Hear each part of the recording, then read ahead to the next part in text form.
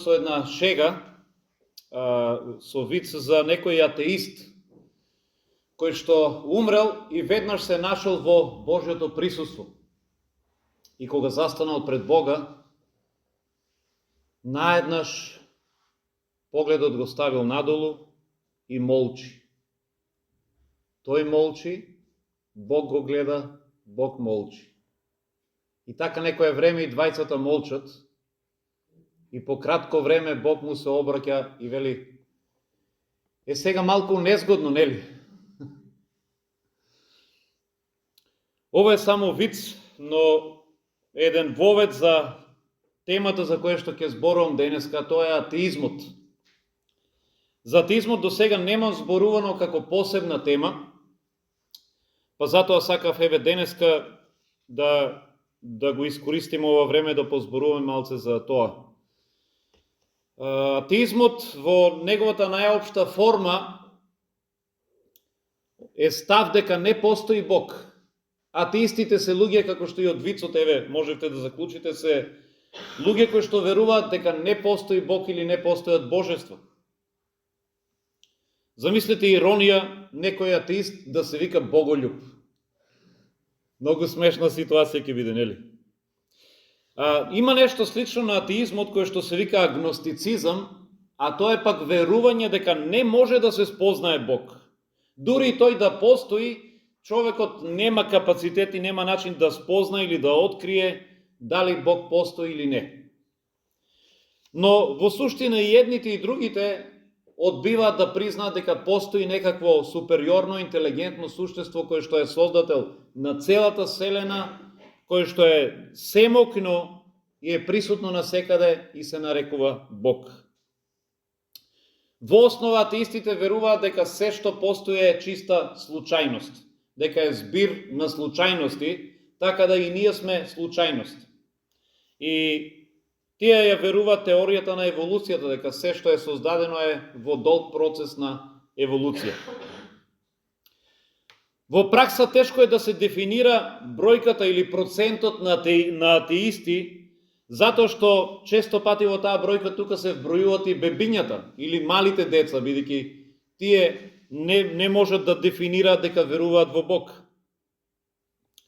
Исто така, во атеисти многу пати може да бидат сместени и номиналните верници, тоест оние кои што на име кажуваат дека веруваат во Бог, ама во пракса тие одрекуваат дека Бог постои или не живеат како Бог да постои. И помеѓу нас има многу такви, нели, сите ги знаеме. Многу пати овие луѓе се наречени практични атеисти, затоа што формално веруваат во Бог, неформално ти живеат како Бог воопшто и да не постои. Статистиката сепак покажува дека атеизмот е во пораст. Например, во 1944 година се броеле еден атеист на 100 души. Во 2020, според истражувањата на Галуп, сега веќе има 12 атеисти на 100 души. Што значи 12% веќе имаме на 100. Заедно со атеистите расте исто така и бројот на луѓе во категорија нерелигиозни или нецрковни. Ова е исто интересна категорија. Тоа се луѓе кои што можеби веруваат во некаква сила или во нешто надприродно, но не веруваат во Бог. Тука спаѓаат во оваа група, интересно, ако разговарате, ги имаме и во Македонија. Луѓе кои што верува, ќе ви кажат: ја не верувам дека Бог постои. Ја во Бог не верувам, тоа се глупости. Ама истите тие луѓе ќе ги сретнете дека веруваат во космичка енергија, па веруваат во хороскоп, па тие веруваат во пирамиди и нивно зрачење. Сте сретнале такви луѓе, нели? Веруваат во, не знам, биоенергија. И тие веруваат во се и се што, ама не веруваат во Бог. И сега, како стих да прочитаме од Библијата за атеистите? Ако бараме за секоја проповед некаков стих, нема да најдете збор атеист во Библијата, но во Псалм 14, ако читаме во први стих, се вели: рече безумникот во срцето свое, нема Бог. Можеби ова е единствениот стих кој што е најблиску до описот на атеистите. Мојата цел не е да ги вреѓаме овие луѓе, бидејќи сите ние сме трагали или трагаме по вистината, но Библијата ни кажува дека да одречеш дека Бог не постои е еден вид безумство. Треба да го исклучиш разумот, умот, за да кажеш не постои создател, сето ова настанало случајно. И тешко е на вистина, некои дури велат дека на атеистите им е потребна поголема вера од нашата. Затоа што ние веруваме барем сето ова дека го создал некој, дека го создал интелигентен ум. Тие веруваат дека ова нешто настанало од ништо. Ние веруваме дека сите кои што се вселенски закони, природни закони и на земјата имаат законодавец. Тие велат има природни закони, ама нема законодавец. Се си функционира само од себе. Затоа е тешко да го оправдаш сето ова и затоа бара можеби поголема вера и исклучување на разумот. Се поставува прашањето која е причината за порастот на ваквата група или на ваквото убедување, за раст на нерелигиозните и на атеистите.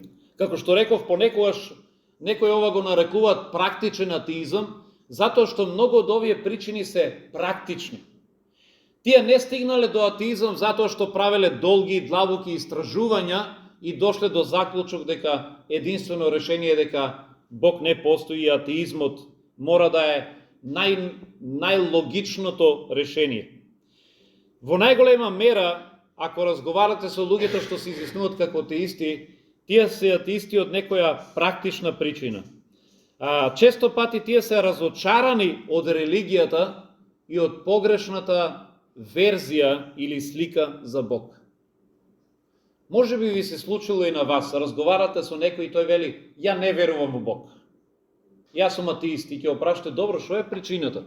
И тој нема да ви изложи аргумент, знае што јас го истражувам овој научник, читав за Ричард Докинс, читав 10 книги, пишу ова, истражував, него тој ќе ви каже, не верувам во Бог затоа што мојот син почина кога беше мал.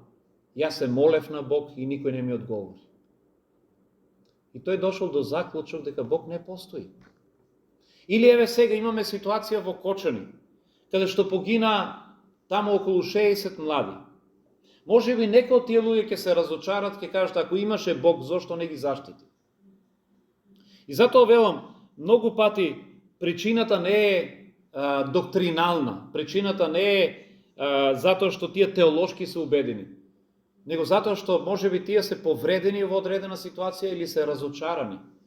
И нивното верување е дека семокниот Бог мора секогаш да не заштити, никогаш не смее да дозволи неволи во нашиот живот.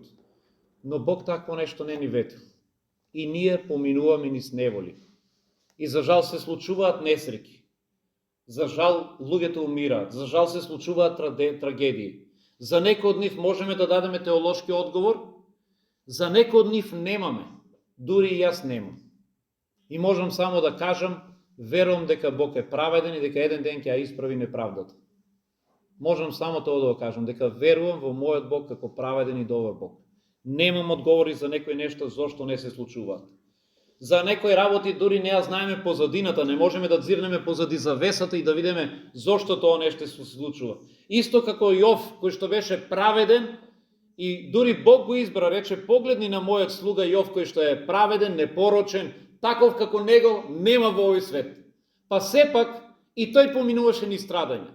И Јов не ја знаеше причината, но му остана верен на Бог.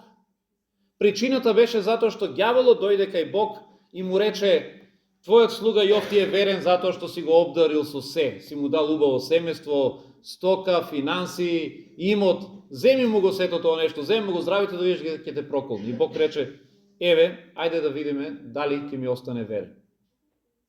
Затоа велам, причината зошто некои луѓе се атеисти затоа што се можеби разочарани од Бог, онаков како што тие го замислуваат сликата за Бог што имат, или понекогаш се разочарани од организираната религија, од црквата. И велат, јас тропнав на вратата на таа црква и јас очекував дека ќе ми помогне, но тие ми ја затворија вратата. Или бев во таа и таа црква и никој не му обрна внимание, никој не ми покажа љубов. Или може би уште полошо. Има луѓе кои што за жал се биле во црква и биле повредени токму од оние од кои што очекуваат да бидат прифатени. Има уште една причина зашто денеска имаме практични атеисти. Зошто ја кажам сите овие работи? Бидејќи понекогаш ѓаволот може мене и тебе да не искуша токму со овие работи. Може би ти ќе бидеш повреден во црквата од некого. Јас не велам дека ние овде сме совршени и ние повредуваме и ние сме само луѓе. И кога ќе бидеш повреден, ѓаволот ќе дојде и ќе ти шепне и ќе рече: подобро ти е да си ја закачеш верата некаде на шајка и да си живееш по твое. Не верувај во Бог, што ти треба Бог? Но еве уште една причина за практичен атеизам. Стремеш за слободен живот. И тука веројатно ќе се најдат голема група на луѓе. Многу луѓе одлучуваат да бидат атеисти затоа што сакат да живеат без морални правила и норми.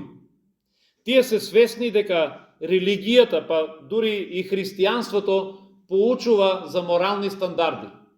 Тие се свесни дека ако решат да бидат дел од некаква вера или ако решат да веруваат во Бог, тогаш треба да се подчинат на одредени морални правила.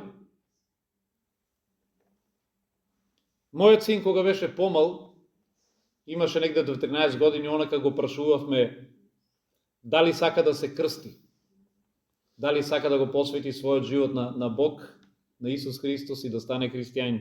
Тој рече: не, уште не.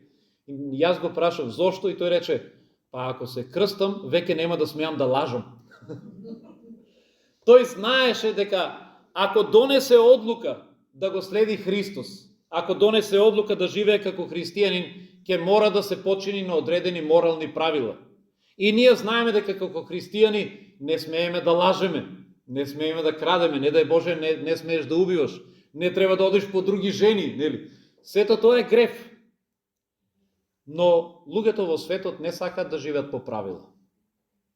Луѓето во светот сакаат да се ослободени од тие правила. Тие не сакаат да се во моралните стеги. И знаете, кога ќе прашате некој од нив зошто не веруваш во Бог, затоа што Бог ме ограничува. Но ајде да стигнеме, според мене, до главното прашање. Дали атеизмот навистина носи бенефиции за оној кој што верува во тоа нешто и за општеството? Кои се плодовите и последиците од атеизмот? Дали можеме да кажеме дека еден убеден атеист има подобар живот од некој човек кој што животот го посветил на Исус Христос? Можеме ли да кажеме дека неговиот живот е поквалитетен, порадосен, подобар? Можеме ли да кажеме дека општеството има придобивки од една ваква идеологија? Кои се нештата што може атеизмот да ги понуди? Има многу нешта кои атеизмот не може да ги понуди, а на човекот му се насушно потребни. Еве, јас ќе набројам само 3 од нив. Атеизмот не може да ни понуди вредност и прифатеност. Атеизмот не може да ни понуди надеж и смисла на животот. И атеизмот не може да ни понуди апсолутен морал. Зошто овие работи се важни, ќе видиме посебно за секој една од нив. Реков дека атеизмот не може да ти понуди вредност и прифатеност.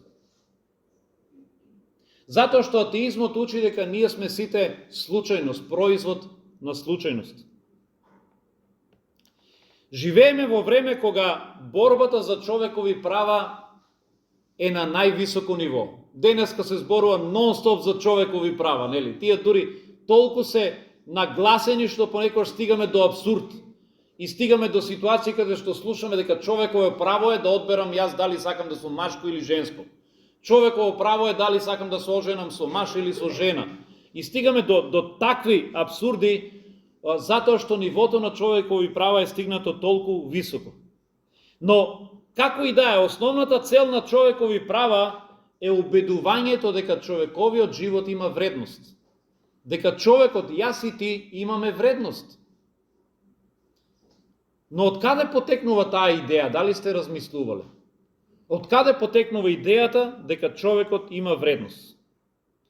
Ако атеизмот е вистинит, тогаш ние сме чиста случајност, производ на случајност без никаква вредност. Питер Сингер, австралиски етички филозоф, вели вака: новороденото бебе нема поголема вредност од едно прасе, куче или шимпанзо. Се согласувате ли со оваа изјава? Тешко е да ја прифатиме, нели?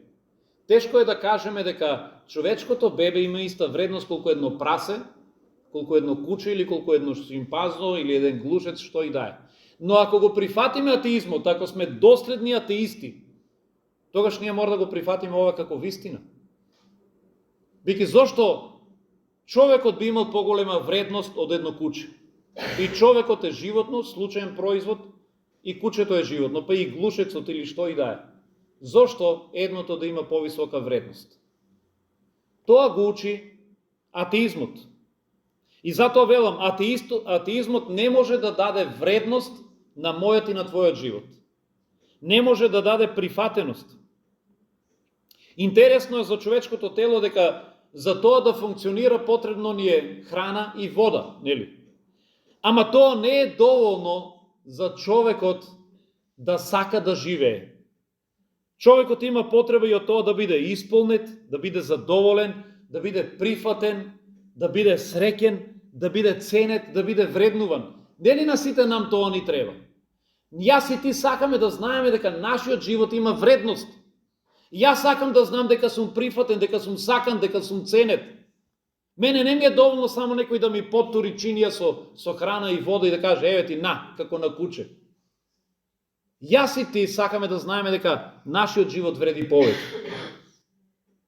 За време на Втората светска војна, окупаторите правеле експерименти со бебиња. И тие во две различни соби одбрле околу 50 бебиња во едната соба и 50 во другата.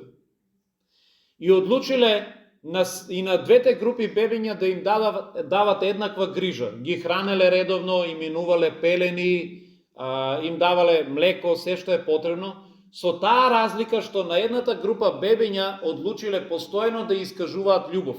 Секогаш кога ќе пришла негувателката или жената одговорна за бебето да го храни, таа го гушкала, му покажувала љубов, му кажувала нежни убави зборови, му шепотела, му искажувала љубов. Додека одлучиле другата група бебиња само ладнокрвно да се однесуваат кон нив, службено, без никакви емоции, без љубов, без гушкања, без убави зборови. Само да ги хранат.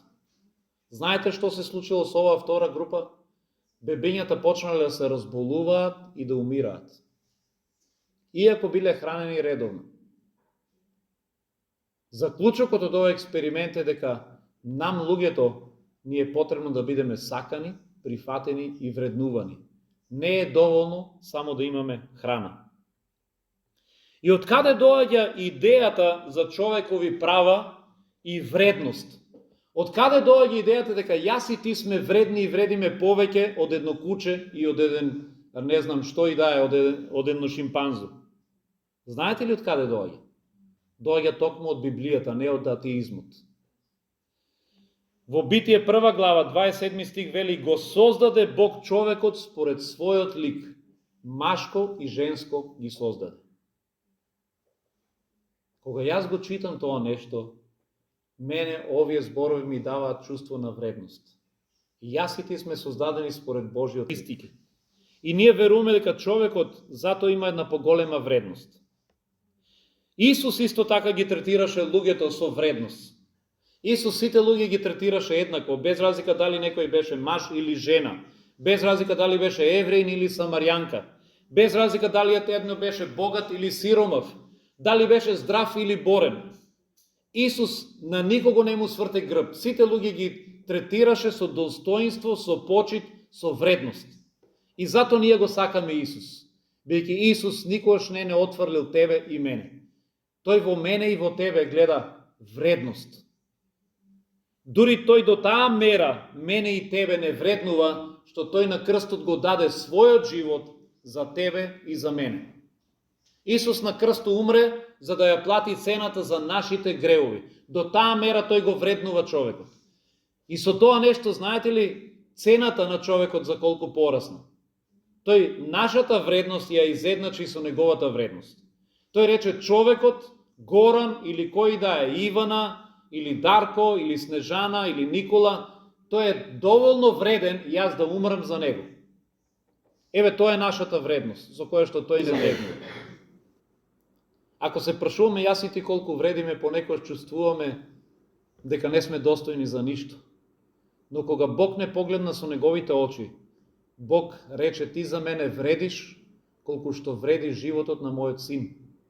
Ние во негови очи вредиме колку синот Божи. И тој за тебе и за мене го даде својот син. И затоа во Библијата пишува, ако Бог не го пожали својот син за нас, што друго нема да ни даде? Тој кој што својот син најскапоценото го даде за мене и за тебе, зар нема да ни даде било што друго? Затоа вредноста на човекот ние не ја добиваме од атеизмот. Таа доаѓа од Библијата. Бог ни второто нешто што атеизмот не може да ни го понуди, а тоа е надеж, смисла и цел на животот. И покрај напредокот на науката, економијата, условите за живот, како никогаш порано во историјата денеска човекот не е достигнат до толку високо ниво на напредок во се. Медицината е толку напредната, науката, истражувањата, информациите ни се достапни на дланка. Па сепак секоја година расте бројот на самоубиства, на депресија и човекот однатре е се повеќе празен. Сте се прашали ли зошто се ето тоа? Ако атеизмот е во право, ако ние сме ништо повеќе од само материја и информации, тогаш ние би требало во тоа нешто да сме среќни. Денеска имаме многу повеќе материјални нешта достапни од колку порано. Кажете ми, пред 100 години имало ли во секоја куќа струја, имало ли во секоја куќа интернет, имало ли одвод, канализација, имало ли веце, купатила? Ние сега сето тоа го имаме. Сега секој дом има свој автомобил, дури имаме и по два во некои домови. На времето тоа беше само во Америка и ние се чудевме. Сега и во Македонија имаме по 2-3 коли. Секој дете има сега телефон, имаме интернет достапно насекаде. Значи материјалното ни е на дланка. А сепак човекот е се повеќе празен, се повеќе депресивни луѓе има и се повеќе самоубиство. Зошто? Знаете ли зошто? Затоа што човекот има потреба да неговиот живот има смисла. Ако човекот, ако јас и ти немаме цел и смисла во животот, ние не сакаме да живееме. Ние имаме потреба од нешто што ќе ни даде цел, нешто што ќе ни даде смисла. Јас сакам да знам зошто живеам.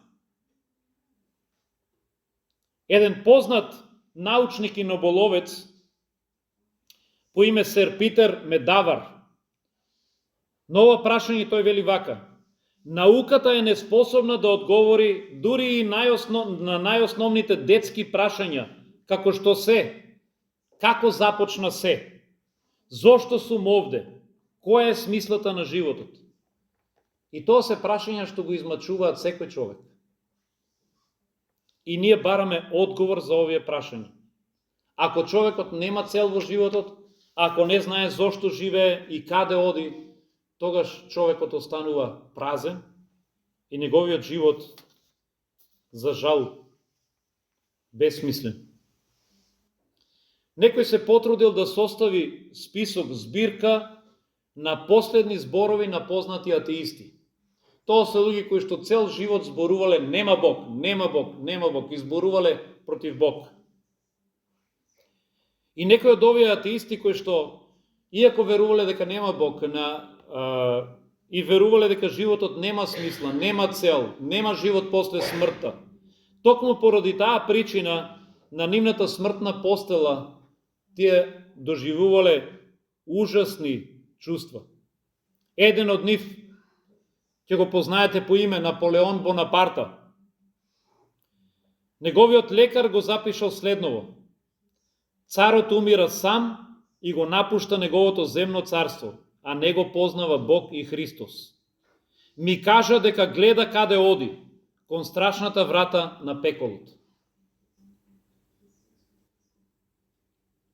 Еден друг атеист, англиски филозоф Томас Хобс, на смртната постела изјавил: без Бог се наоѓам во темнина, очај и пекол.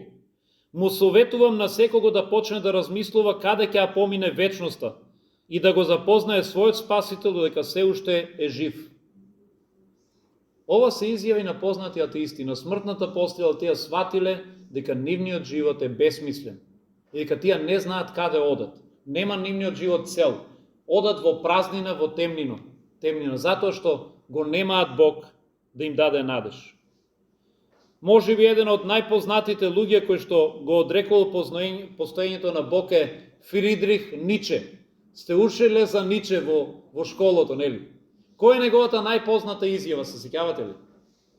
Бог е мртов. Тоа е изјавата на германскиот филозоф Ниче. Непосредно пред неговата смрт Ниче полудел и бил сместен во психијатриска клиника. Умира од мозочен удар. Владимир Илич Ленин, руски револуционер и политичар, пред самата смрт го губи разумот. Им се обрекал на празните столчиња во собата и барал прошка за гревовите. Ова се луѓе кои што изјавувале дека нема Бог. За разлика од нив, ако ги читате последните зборови во нивното смртно легло на познати христијани, овие зборови ќе ви го исполнат срцето со утеха и со надеж. Еден од нив е Двајт Муди, познат американски евангелизатор од 19 век. Муди се разбудил од сон кратко пред да умре и рекол: земјата се повлекува и небото се отвара пред моите очи. Ако ова е смртта, тогаш таа е сладка. Овде нема долина. Бог ме повикува и јас морам да заминам. Синот на Муди му рекол: не, татко, ти само сонуваше. А Муди му одговорил: јас не сонувам. Бев пред небесните порти. Ова е мојот триумф, мојот ден на крунисување и прекрасно е. Ова е смртната постела на луѓе кои што имаат надеж, чиј што живот има смисла, кои што знаат зошто живееле, за кого живееле, кои што знаат дека смртта не е крај и дека има нешто после смртта. Затоа постои огромна разлика помеѓу атеизмот и верата во Бог. Атеизмот не може на човекот да му даде цел и смисла на животот. Кога станува збор за смислата на животот, самиот Исус вели: јас дојдов на луѓето да им дадам живот и тоа живот во изобилие. Или еден превод вели: и тоа живот во сета негова полнота. Единствено Исус Христос може да ти даде смисла на животот. Тој може да го исполни твојот живот и да му даде цел. Инаку без него ти можеш да се нарекуваш атеист, можеш да се преправаш дека си многу паметен и научен и што и да е, но твојот живот ќе биде празен. И на смртната постела ти ќе сватиш дека животот ти поминал напразно. Затоа атеизмот не е решение за човекот. И стигаме до третото нешто. Рековме, атеизмот не може да даде вредност на човекот. Атеизмот не може да даде цел и смисла на човечкиот живот. И атеизмот не може да понуди апсолутен морал. А тоа е она што најмногу ни е потребно, особено денеска во времето на корупција, на неморал и на морална деструкција. Ние гледаме што се случува, еве што се случи во Кочани, токму заради што? Заради корупција. И ние сите го препознаваме тоа нешто и велиме тоа е неморал, тоа е неправда, тоа е корупција, вака не треба да биде, мора да се смени нешто во државата. Но знаете што? Атеизмот во неговата срж учи дека сушност не постои погрешно и правилно. Не постои добро и лошо. Ако ги читате есеите или ги слушате говорите на најпознатите атеисти, како Ричард Докинс и некои други, тие велат дека во суштина не постои добро и зло. Убивањето на еден човек на друг, ако некој одзел човечки живот, ние можеме да се згрозиме на тоа нешто, но ние немаме морална основа за тоа нешто да го осудиме. Исто како не можеш да го осудиш лавот што ја изел газелата. Нели, зошто би било тоа погрешно?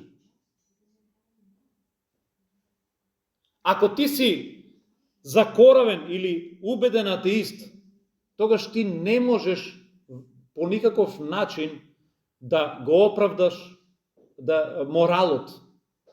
Ти не можеш да најдеш основа за морални рамки ако не постои Бог.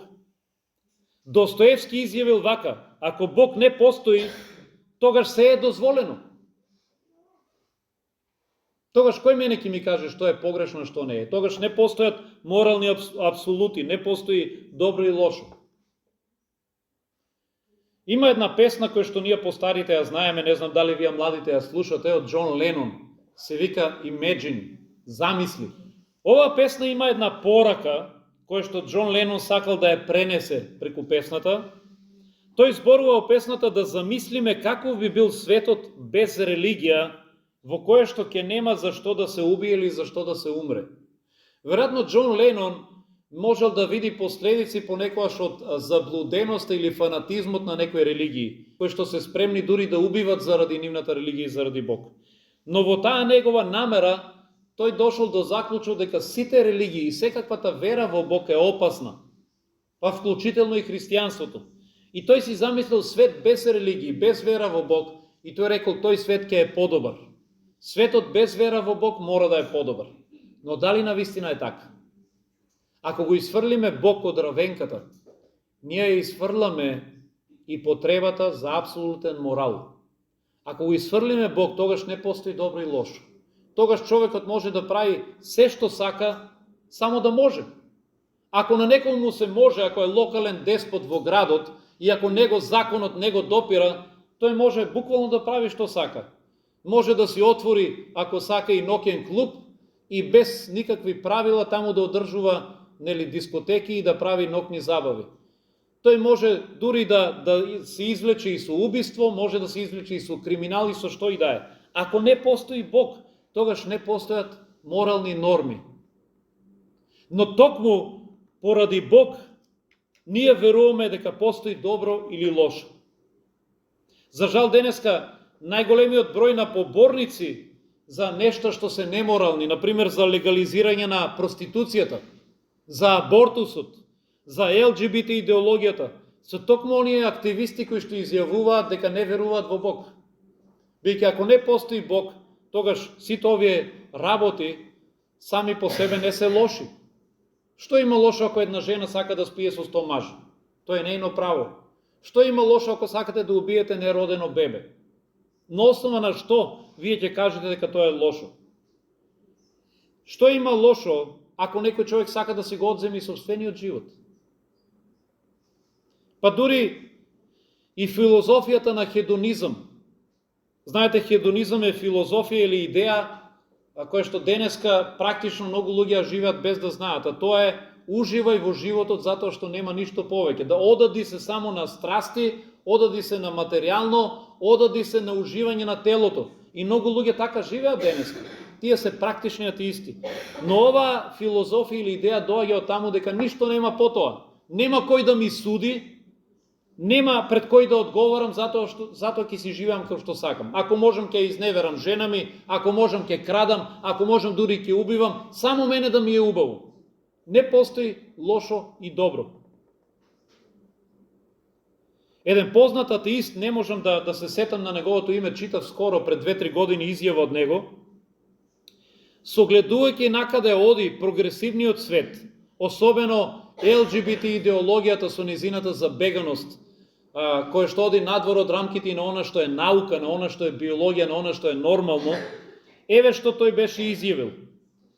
Тој беше рекол вака: сега христијанството и не ми изгледа како толку лоша идеја.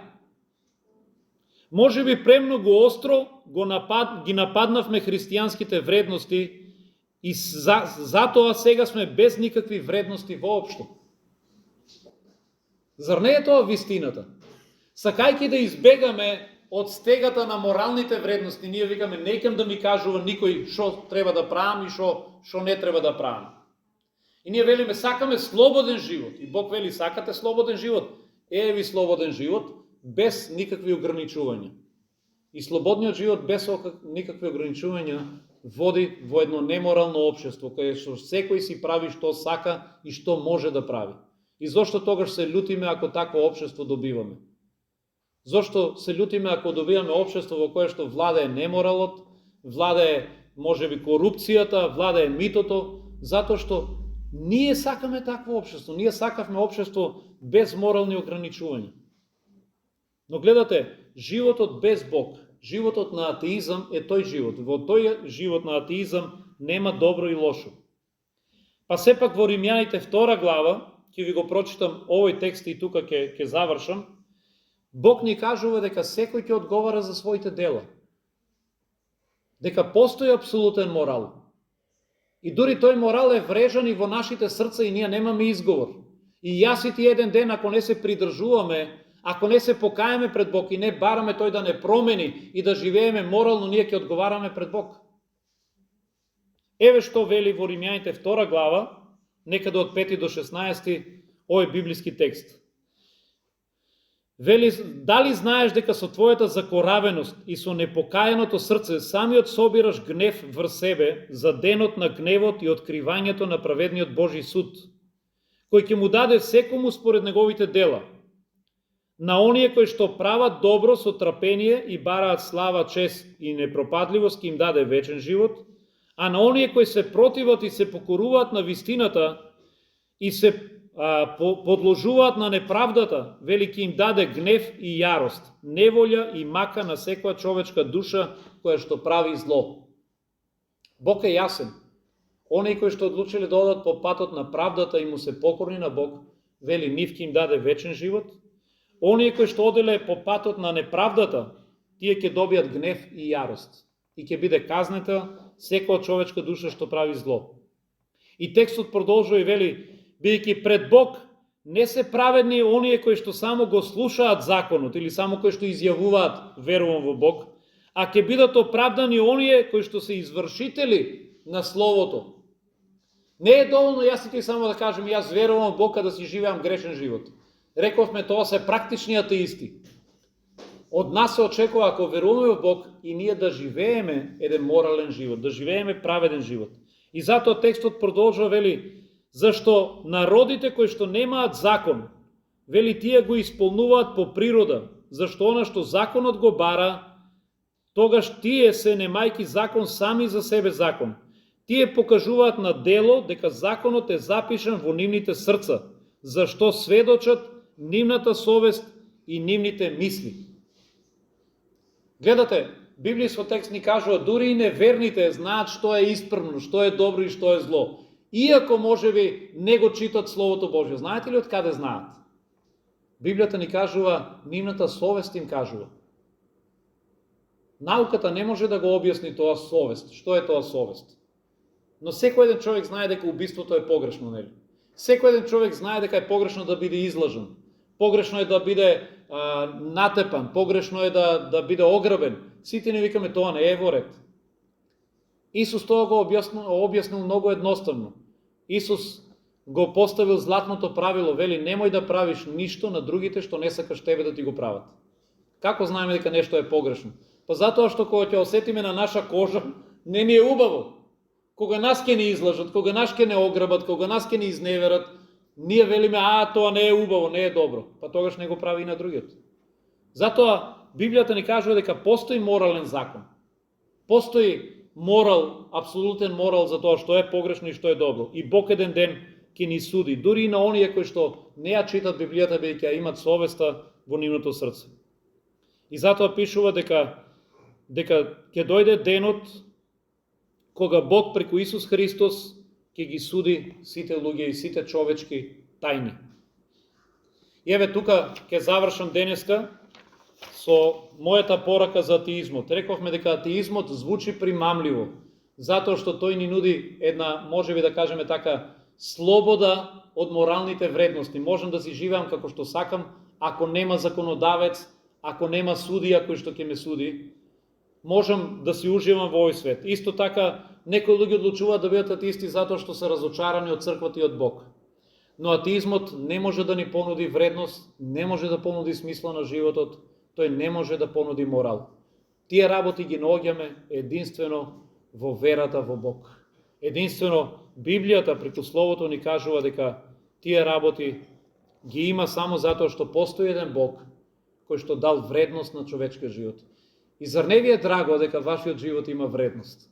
Зар не ви е драго дека Бог ставил вредност во мене и во тебе и таа вредност е на ниво на Неговиот Син Исус Христос? Зар не ви е драго дека нашиот живот има смисла и дека сето ова што е на земјата не е крај, дека постои нешто повеќе, постои вечен живот? И ако заминеме од овој свет, знаеме каде одиме.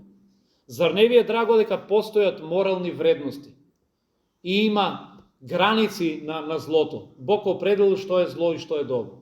Затоа јас избирам, ако треба да бирам помеѓу атеизм и вера во живиот Бог, јас го избирам второто. Дури да овој свет изгледа смешно, дури да изгледа ненаучно, дури да изгледа глупаво.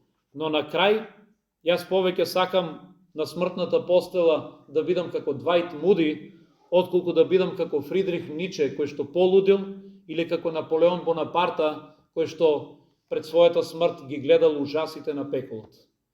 Нека Бог помогне на секој да донесе правен избор. Амин.